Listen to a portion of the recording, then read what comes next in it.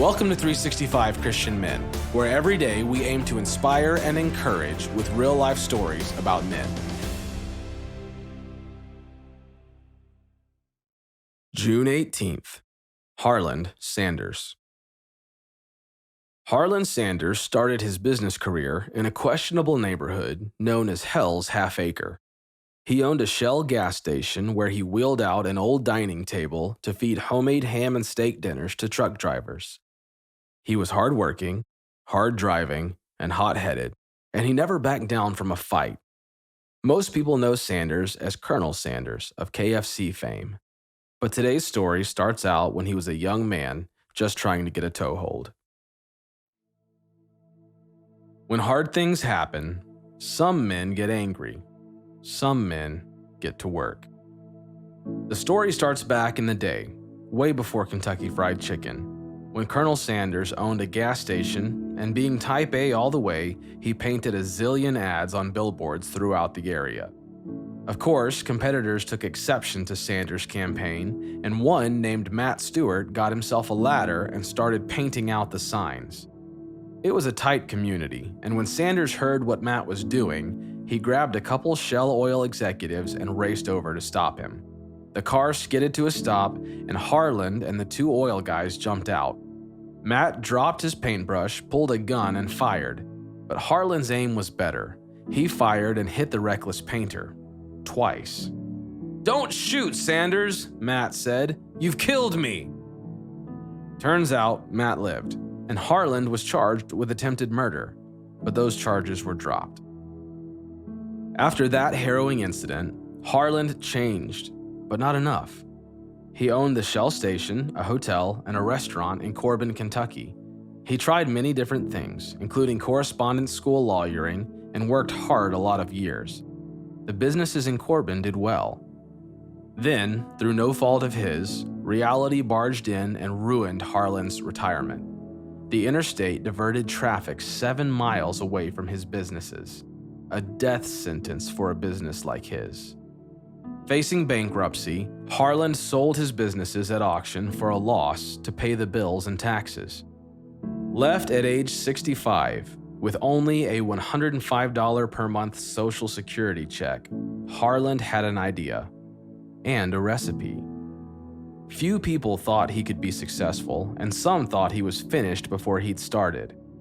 Willing to risk to succeed, he put his wife and his pressure cookers into his car, and he franchised his 11 herbs and spices formula to restaurant owners who agreed to sell chicken dinners made according to his specifications.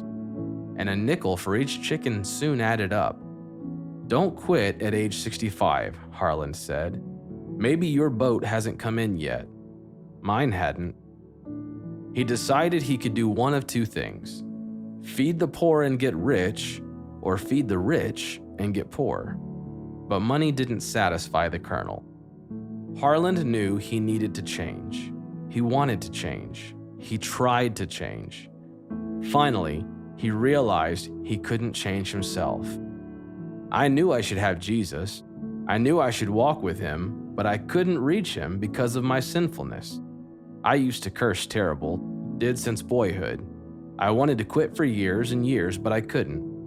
I realized you've got to get God in your heart, and you've got to get in his heart too."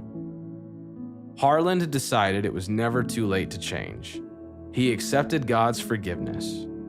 Not long before his death, he said that salvation became the greatest experience of his 89 years. But he wanted to do more than change his own life.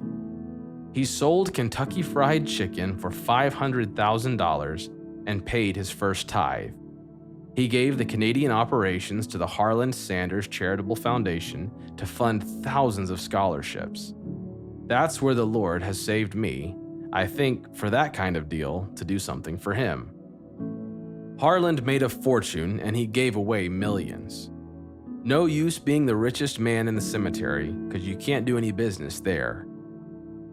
As the Word of God says in 2 Corinthians chapter 5, verses 16 through 18, "So we have stopped evaluating others from a human point of view.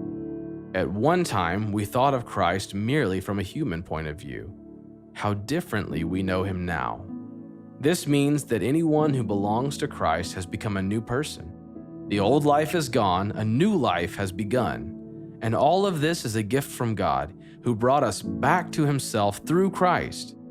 And God has given us this task of reconciling people to him. Do you think it's too late? When hard things happen, some men get angry, some men get to work.